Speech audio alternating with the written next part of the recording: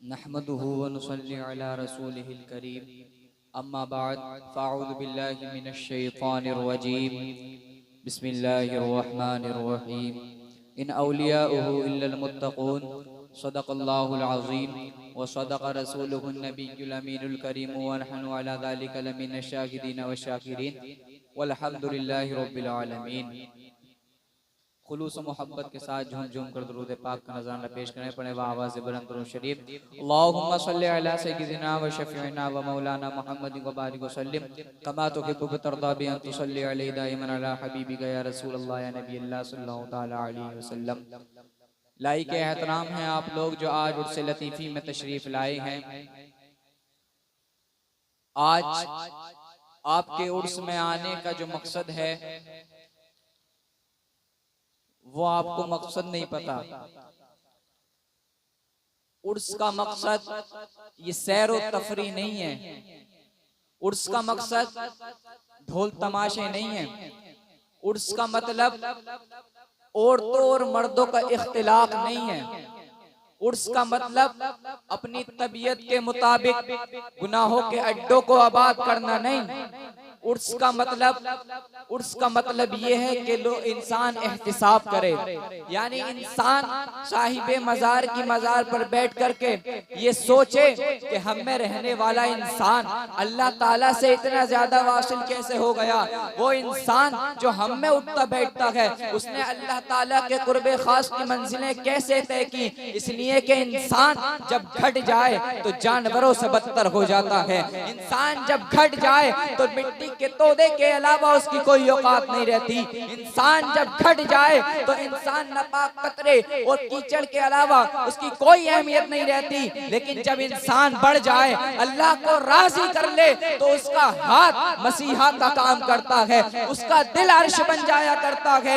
वो जमीन पर रहकर वो अर्शे मुअल्ला का अर्शे वो लोहे महफूज का मुशाहिदा करता है। वो इंसान जब अल्लाह ताला को राजी कर ले तो वो इंसान जो है अर्शे मुअल्लक लोहे महफूज का मुशाहिदा किया करता है। उसका हाथ मसीहा का काम किया करता है। जहाँ दवाएं लाइलाज हो जाती हैं वहाँ उस अल्लाह के बरगुज़ीदा बंदे की दुआएं काम आती हैं। वो अल्लाह वलद को औलाद अता फरमा देता है। आखिर क्या वजह है कि हम में रहने वाला इंसान जो अल्लाह ताला के इतने खास हो गया, आखिर क्या वजह है? तुम मुझे बताओ, क्या तुम्हारे इलाकों में कब्रों की कमी है? क्या तुम्हारे इलाकों में कब्रों की कमी है या कब्रिस्तान की कमी है? तो तुम अपने दादा के नाम पर ऐसी महफिल इकट्ठी क्यों नहीं करते? इसलिए कि लोगों का इकट्ठा होना, लोगों का जमा होना ये किसी की रूहानी कशिश की बुनियाद पर होता है। और एक बात ये भी है कि आप अपने दादा के नाम पर इतनी महफिल इकट्ठी नहीं कर सकते। और मान लो अगर तुमने इतनी महफिल को इकट्ठा कर भी लिया तो तुम मुझे एक बात बताओ, ये रंग कहाँ से लाओगे? ये हुस्न कहाँ से लाओगे? ये सुकून कल्बी कहाँ से लाओगे? ये सुकून की दौलत कहाँ से लाओगे? तो वली भी इंसान हुआ करता है। कभी तुम सोचो अल्लाह ताला के इस बरगुज़ीदा बंदे की मज़ार पर बैठ करके कभी तुमने ये सोचा कि हम यहाँ करने क्या आए हैं? तुमने यहाँ पे आकर के कोई भी काम शरीयत के खिलाफ, शरीयत के मुताबिक न किया। नमाजों को तुमने तर्क किया, इबादत को तुमने तर्क किया, शरीयत का जनाजा तुमने निकाल दिया। तुम मुझे बताओ यहाँ पे आके तुमने कौन सा काम शरीयत के दायरे में रह करके किया? होना तो ये चाहिए था कि तुम यहाँ आते और साहिबे मज़ार की मज़ार पे बैठ करके ये दुआ मांगते, मौला अब तक मुझसे जितने गुनाह हुए आइंदा मैं कोई गुनाह नहीं करूंगा। आज मैं तुझे इस बरगुज़ीदा बंदे की तुझे वास्ता देता हूँ कि आज के बाद कोई गुनाह नहीं करूंगा। अल्लाह ताला की रहमत जोश में आती और तुम्हें जन्नत का हकदार बना देता। लेकिन तुम में से किसी ने ऐसा नहीं किया। मैं आईना हूँ, दिखाऊंगा दाग चेहरे के, जिसे पसंद ना हो मेरे सामने से हट जाए। उर्से लतीफी में आने वालों, तुम मुझे बताओ, उर्से लतीफी में आकर के तुमने कौन सा काम शरीयत के दायरे में रह करके किया? क्या इसी दिन के लिए कारी अब्दुल लतीफ ने अल्लाह तबारक व तआला का कुर्बे खास हासिल किया था कि मेरे जाने के बाद, दुनिया से चले जाने के बाद मेरी कब्र पर गैर महरम औरतों का मेला लगे? क्या इसी दिन के लिए कारी अब्दुल लतीफ ने अल्लाह ताला का कुर्ब हासिल किया कि मेरे उर्स पर आकर ये लोग सैर और तफरी करें।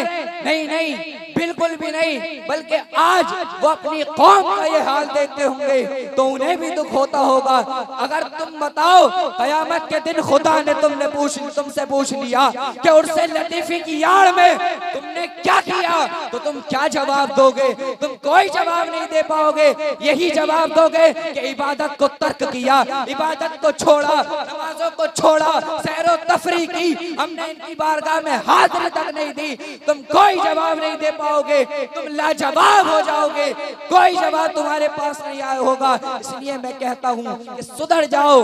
डॉक्टर इकबाल ने कहा था, न सुधरोगे तो मिट जाओगे है हिंदी मुसलमानों, तुम्हारी दास्तां तक न होगी दास्तानों में। आज क्या वजह है कि जगह जगह मुसलमानों को सताया जा रहा है, जगह जगह मुसलमानों पर जुल्म किया जा रहा है, जगह जगह मस्जिदों को तोड़ दिया जा रहा है। आखिर क्या वजह है? इसकी वजह यही है कि आज हमारे मुआशरे ने फराइज को छोड़ करके मुस्तहब को ज्यादा अहमियत दे दी। आज हमारे मुआशरे ने फर्ज को छोड़कर मुस्तहब को अपना लिया है। हम उर्से लतीफी में आना नहीं छोड़ेंगे लेकिन नमाज छोड़ेंगे, उर्से लतीफी में आना नहीं छोड़ेंगे लेकिन रोजा छोड़ेंगे, और तो और उर्से लतीफी में आकर के हम नमाज छोड़ेंगे। ये आज हमारा हाल है। तुम्हें शर्म नहीं आती? आज के दौर में तुम इनके सामने यहाँ पे आकर नमाजों को तर्क करते हो, बल्कि यहाँ पे आकर नमाज पढ़नी चाहिए थी। अल्लाह तो ये जो हम में रहने वाला बंदा होता है, जरा सोचो तो सही, उसने अल्लाह ताला का कुर्ब कैसे हासिल किया। आज उसकी मजार पर आज उसको मलाइका भी रश्क की नजर से देखते हैं, और कल कयामत के दिन तमाम मुमिनीन और मुमिनात रश्क की नजर से देखेंगे। कारी अब्दुल लतीफ जैसे औलिया नूर के मिंबर पर बैठे होंगे, तब लोग सवाल पूछेंगे ये कौन लोग हैं जिनके चेहरे इतने चमक लगे हैं? तब जवाब मिलेगा ये वो लोग हैं कि जब लोग सो जाया करते थे तो ये अपने बिस्तरों से अपने पहलुओं को निकालकर मुसल्ले पर खड़े हो जाया करते थे। ये वो लोग हैं कि जब लोग खर्राटे मारकर सोया करते थे तो ये लोग कुरान मुकद्दस की तिलावत किया करते थे। ये वो लोग हैं कि जब लोग रात की तारीकी का फायदा उठा करके गुनाहों के दलदल में डूब जाया करते थे, तो ये लोग अपने आंसुओं को अपने अल्लाह तबारक व तआला की बारगाह में बतौर सौगात पेश किया करते थे। इन्हीं तीनों सूरतों की वजह से इन्हें ये मकाम हासिल है जिन्हें हम अपनी जबान में वली कहते हैं। मैंने अभी अभी जिस आयत करीमा का पढ़ने का शरफ हासिल किया, अल्लाह तबारक व तआला कुरान मजीद में इरशाद फरमाता है, इन औलियाउहु इल्लल मुत्तकून, यानी बेशक अल्लाह का वली वो होता है जो अल्लाह से डरता है। जिस तरफ चश्मे मोहम्मद के इशारे हो गए, जितने जर्रे सामने आए सब सितारे हो गए। वमा अलीना इल्लल बलाग।